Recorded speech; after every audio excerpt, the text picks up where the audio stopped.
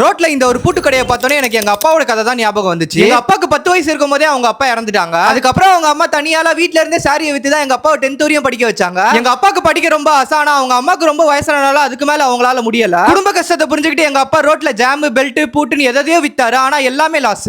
அதுக்கப்புறம் 300 ரூபாய் சம்பளத்துக்கு பாரிஸ்ல வேலைக்கு போனாரு. அப்போ அவருக்கு தெரியாது அங்கதான் ஒரு லைஃபே மாற போகுதுன்னு. அந்த கடைக்கு 2 பேர் வந்து டெய்லி ரியல் எஸ்டேட் பேசிக்கிட்டே இருப்பாங்க. அதுல இருந்து எங்க அப்பாக்கு ரியல் எஸ்டேட்ல ஆர்வம் வந்துருச்சு. அதை பத்தி நிறைய தெரிஞ்சுக்க ஆரம்பிச்சாரு. அதுக்கப்புறம் 18 வயசுல 1992ல மண்ணடியில ஒரு 6 கிரவுண்ட் இடத்த பிடிச்சி தனியால நின்று பையரையும் செல்லரையும் பிடிச்சி வித்து கொடுத்தாரு. ஆனா கிடைச்சது நம்ம ஏமாற்றம் தான். பையர் சைடுல இருந்து 1 லட்சம் ரூபாய் கமிஷன் வந்துச்சு. ஆனா செல்லர் சைடுல 2 லட்சம் ரூபாய் கொடுக்காம பல வருஷமா ஏமாத்திக்கிட்டு இருந்தாங்க. ஒரு கட்டத்துல அவங்க அம்மா இறந்துட்டாங்க. கொஞ்ச நாள் கழிச்சு எங்க அம்மா இறந்துட்டாங்க, ரொம்ப கஷ்டமா இருக்குன்னு அந்த கமிஷன் காசை கேட்டு போனதுக்கு அம்மா இறந்தா அனுதாபம் தான் பண்ண முடியும், வேற என்னப்பா பண்ண முடியும், ஜகாத் காசு ஏதாவது வந்தா சொல்லி அனுப்புறேன்னு சொல்லி அசிங்கப்படுத்திட்டாங்க. அதுக்கப்புறம் அந்த இடம் கை மாறி இப்ப மண்ணடியில ஒரு பள்ளிவாசலா இருக்கு. ஆனா எங்க அப்பா அதோட ஸ்டக் ஆகி நிக்காம அதுக்கப்புறம் மண்ணடி ரெடியூஸ்னு 2-3 இடத்தை வித்து கொடுத்து இப்போ ஒரு நல்ல நிலைமையில இருக்காரு. இதுல இருந்து நான் கத்துக்கிட்ட லெசன், என் கையில ஒரு பைசா இல்ல, எனக்கு யாரும் உதவி செய்யல, அதனாலதான் என் லைஃப் இப்படி இருக்குன்னு சொல்றதை விட்டுட்டு கொஞ்சமா முயற்சி செஞ்சா போதும் நம்ம லைஃபே நம்ம மாத்தலாம்.